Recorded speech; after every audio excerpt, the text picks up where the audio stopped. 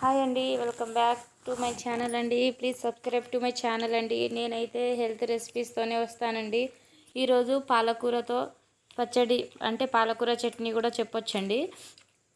దీనికి కావాల్సినవి ఏం అవసరం లేదండి. పాలకూర, ఆనియన్స్, పచ్చిమిర్చి, టమోటాలు ఇవి ఉంటే చాలండి. కొంచెం ఆయిల్ చూడండి. ఫస్ట్ అయితే స్టవ్ వెలిగించి కడాయి పెట్టేసి అందులో ఆయిల్ పోసేసి ఆయిల్ కొంచెం వేడెక్కినాక ఆనియన్స్ వేసేసి ఆ తర్వాత పచ్చిమిర్చి కూడా వేయాలండి. అవి రెండు వేగినాక టమోటా పండ్లు కూడా వేస్తామండి. వేసిన తర్వాత నీట్గా కడిగి పెట్టుకున్న పాలకూరని కూడా వేస్తామండి. అవన్నీ మగ్గిన తర్వాత పప్పు గుత్తితో అయితే రుబ్బుకొనేసి,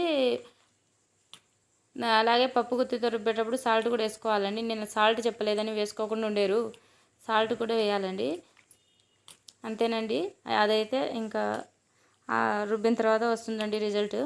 అలాగే నేను కొన్ని విషయాలు అయితే మాట్లాడాలనేసి కొంచెం స్పీడ్గా చెప్పానండి. ఎందుకండి మీరు హెల్తీ రెసిపీస్ కన్నా అంత మేకప్ అట్లాంటి వీడియోస్కి ఎక్కువ ప్రిఫరెన్స్ ఇస్తారు. ఇప్పుడు మేకప్ వేసుకున్న వాళ్ళే మనుషులేనా? ఇంకా మనం మనుషులం కామా? మనకంటూ మంచి రెస్పెక్ట్ అనేది ఉండదా? చూడండి, ఈడైతే రెసిపీస్ అయితే చూడండి మంచిగా ఉంది. ట్రై చేయండి. Please subscribe to my channel అండి. బాయ్ అండి.